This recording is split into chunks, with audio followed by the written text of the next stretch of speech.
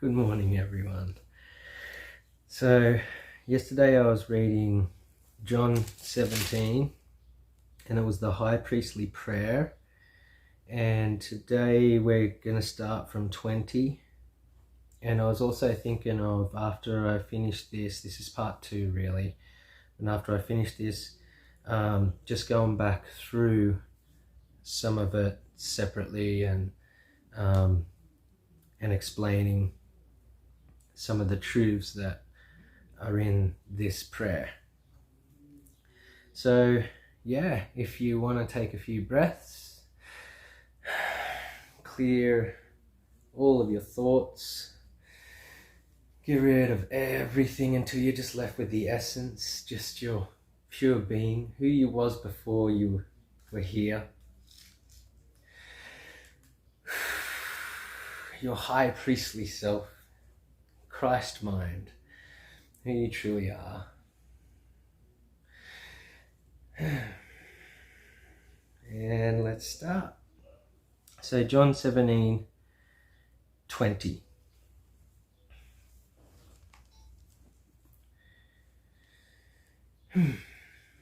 I do not ask for these only, but also for those who will believe in me through their word, that they may all be one, just as you, Father, are in me, and I in you, that they also may be in us, so that the world may believe that you have sent me. The glory that you have given me, I have given to them, that they may be one, even as we are one.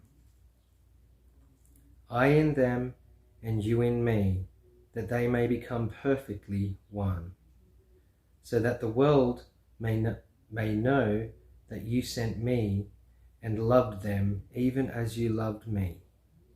Father, I desire that they also, whom you have given me, may be with me where I am, to see my glory that you have given me because you loved me before the foundation of the world.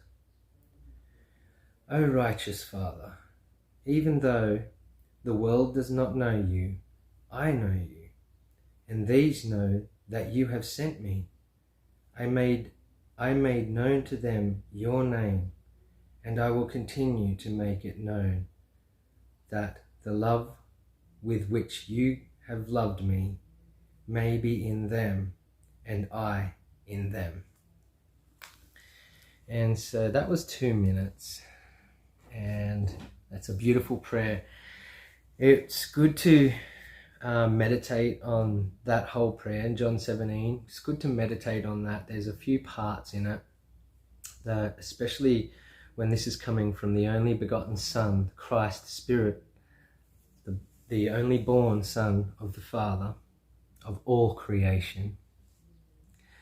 It's really good to meditate because you'll find that there's some pretty heavy truths in it, especially when he's speaking about I am not praying for the world. And I wanted to just bring this up now today on today's video, because I'm not praying for the world, I'm praying for who you gave me.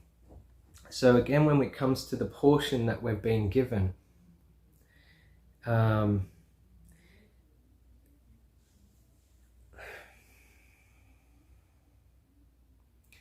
we can't express this love of the Father's attributes, who he is in you. You can't express this love to the world if you can't even express it to what you've been granted, what you've been given. That's the main point.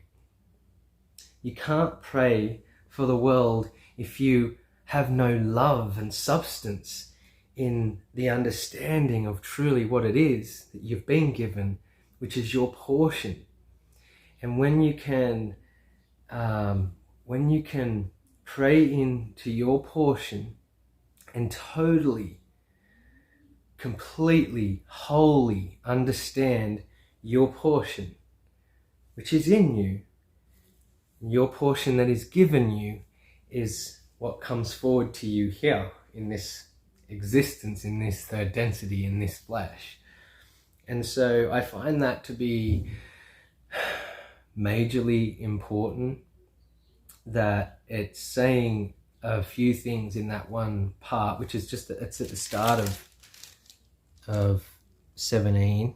But yeah, I find that majorly important, because how can we express the true, immeasurable, inconceivable love of the Father, your essence of who you are, if we can't express this into the portion that He grants us, which then becomes, once we can start to just focus on only Father and trust only the Father and what portion He gives you, who He is, when you can extend that and graciously give that to the portion that you have right now, this very present moment, what you have been granted and given as your portion, when you can express that in this way to that portion, then that's when the Father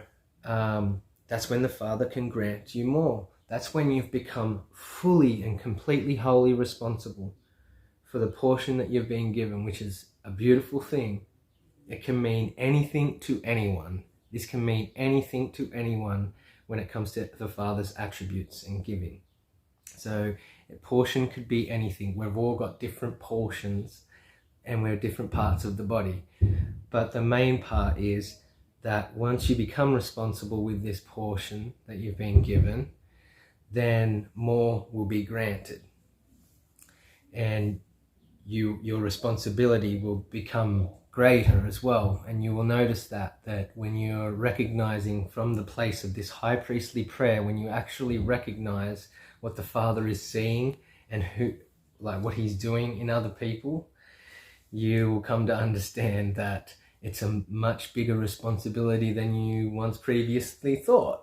So now you start to keep expressing and walking in this way, this eternal life. So I felt like that was important. It's also good to meditate on this prayer, and I'll be going through Matthew, and that one's a little bit different, Matthew, because soon I'll be going through Matthew. And one of the things I've noticed in Matthew is the consistent slap in the face of the truth and how harsh it sounds, and people can truly misunderstand the Father's immeasurable love compared to their concept, their perception, or what they've been taught that is love. Because you can look at some of the parables in Matthew and you can definitely say that it doesn't sound like love. Yes, it definitely can feel like a major slap in the face, because the truth will cut through the bullshit, the lies. There's only substance in the Father. There's only life. So it does tend to feel and seem harsh. But truly, when you understand, you will recognize that it is actually very loving, very sovereign, very holy, and it's the truth. So everyone, have a beautiful day. I hope this helps you to discover a little more, and I hope you can meditate on the red letters yourself. Much love.